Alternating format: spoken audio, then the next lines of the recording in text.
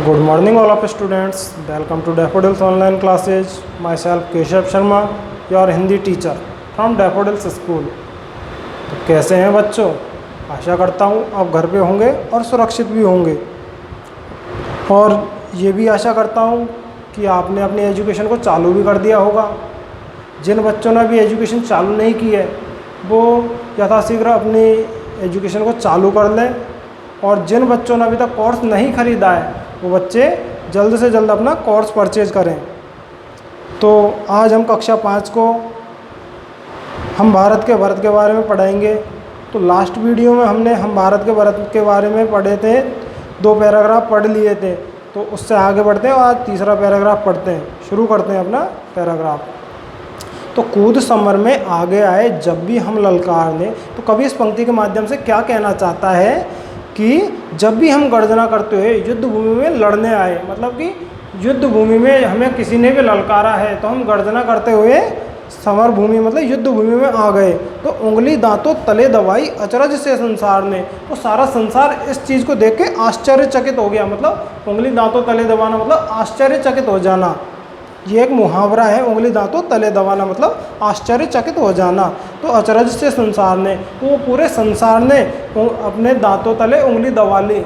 ये देखते रह गए कि ये कितने महान शूरवीर हैं। तो सदियों से बनते आए हैं हम पन्ने इतिहास के। तो कवि क्या कहना चाह रहा है इस पंक्ति के माध्यम से कि सदियों से मतलब कि आदिकाल से हम इतिहास के पन्ने बनते हुए आए हैं। तो त्याग और बलिदान हमारे व्रत है 12 मास के। तो त्याग और बलिदान की भावना हमारे जीवन में हमेशा से रही है।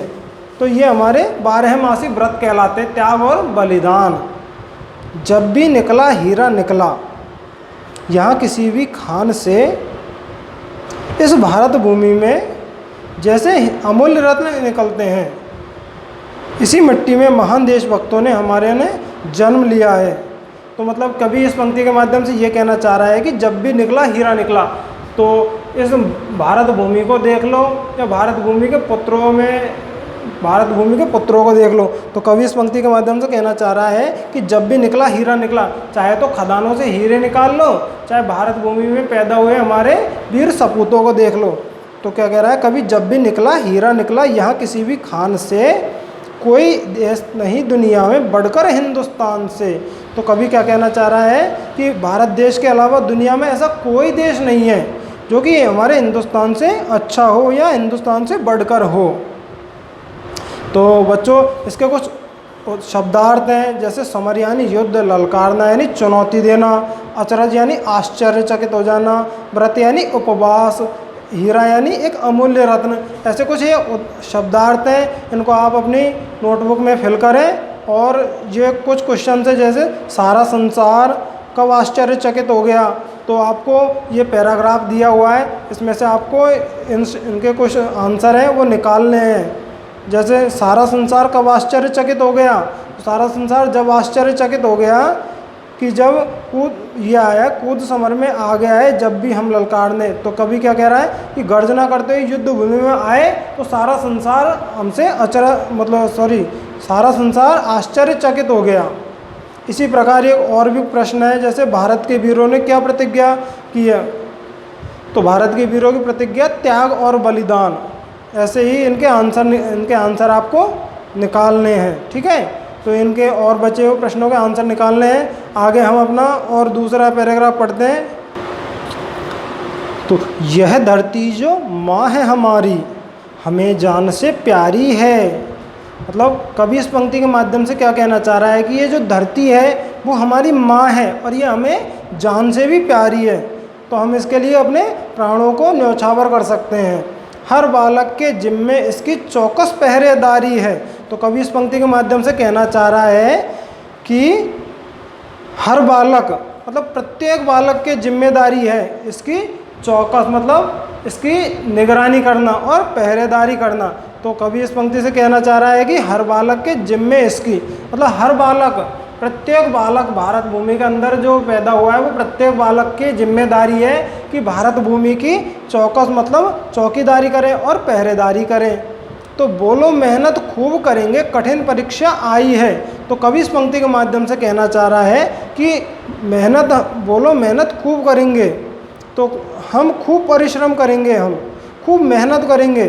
और कठिन परीक्षा आई है मतलब कोई ऐसी विकट परिस्थिति आ गई है, तो कवि कहना चाह रहा है कि खूब मेहनत करेंगे इस कठिन परीक्षा के लिए।